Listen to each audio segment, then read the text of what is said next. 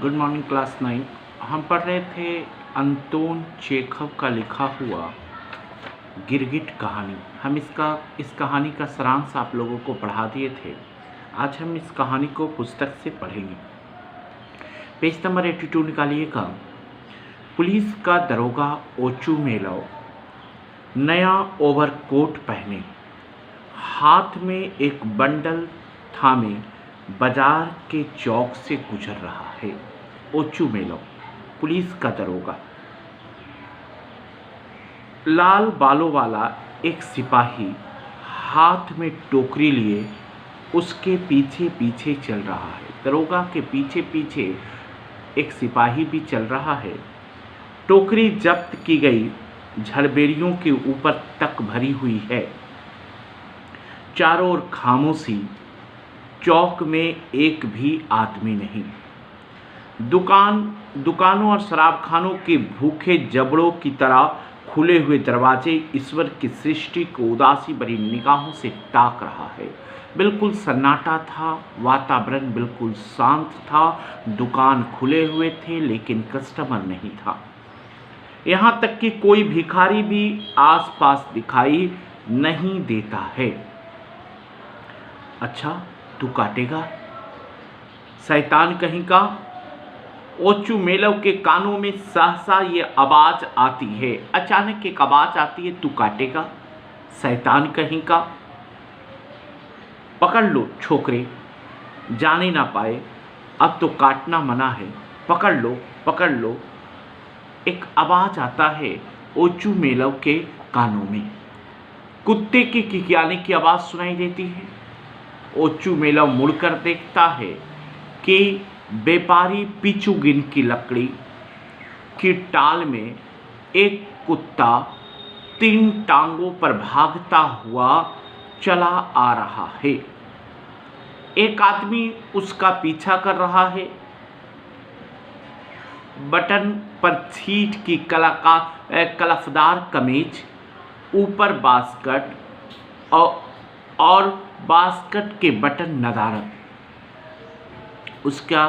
उसके रेखा चित्र लेखक खींचा है कि उसका पहनावा कैसा था। वो कुत्ते के पीछे लपकता है और उसे पकड़ने की कोशिश में गिरते गिरते भी कुत्ते को पिछली टांग वो पकड़ लेता है।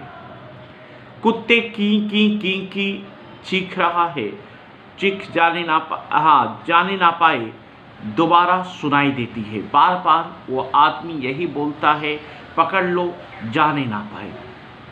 ऊँघते हुए लोग गर्दनी दुकानों के बाहर निकाल कर देखने लगते हैं। देखते देखते एक भीड़ टाल के पास जमा हो जाती है। मानो जमीन फाड़ कर ये भीड़ निकल आई है। हुजूर, मालूम पड़ता है कि कुछ दंगा फसाद हुआ है, कुछ झगड़ा फसाद हुआ है। सिपाही कहता है, हुजूर चलकर देखना चाहिए। ओचू मेलव बाईं ओर मुड़ता है और भीड़ के तरफ चल देता है। वह देखता है कि टाल के फाटक पर वही आदमी खड़ा है जिसका वास्कट के बटन नदारद है। वही आदमी जो चिल्ला रहा था, कुत्ते के पीछे भाग रहा था, वही आदमी टाल के पास खड़ा है। वह अपना दाहिना हाथ ऊपर उठाए भीड़ को अपनी लहूलुहान उंगली दिखा रहा है। उसके नशीले चेहरे में साफ लिखा लगता है, तुझे मैं सस्ते में ना छोड़ूंगा। और उसकी उंगली भी जीत का झंडा लगती है। उसकी उंगली से खून निकल रहे हैं। ओचू मेलव कंधों से भीड़ को चीरते हुए सवाल करता है, तो उंगली क्यों ऊपर उठाए हो और कौन चिल्ला रहा था? हुजूर, मैं चुपचाप अपनी राह जा रहा था। खोखिन अपने मुंह पर हाथ रखकर हाँफते हुए कहता है। वो व्यक्ति का नाम खोखिन है जिसको कुत्ता ने काटा था। वो अपना सफाई पेश करता है, हुजूर, मैं अपने रास्ते जा रहा था। मिस्त्री से मुझे लकड़ी के बारे में कुछ काम था। एकाएक मालूम नहीं क्यों इस कमबख्त ने मेरी उंगली काट लिया। हुजूर माफ़ करें, पर मैं कामकाजी आदमी ठहरा, और फिर हमारा काम भी बड़ा पेचीदा है। 1 हफ्ते तक शायद मेरी ये उंगली काम के लायक नहीं हो पाएगी। हुजूर मैं मज़दूर आदमी हूँ, हाथ से ही काम करता हूँ, और ये उंगली 1 हफ्ते तक ऐसा लगता है ठीक नहीं होगा। मुझे हर्जाना दिलवा दीजिए। और हुजूर ये तो कानून भी है, कहीं नहीं लिखा है कि मुए जानवर काटते रहे और हम चुपचाप बर्दाश्त करते रहें। अगर सभी ऐसे ही काटने लगें तो जीवन दुभर हो जाएगा।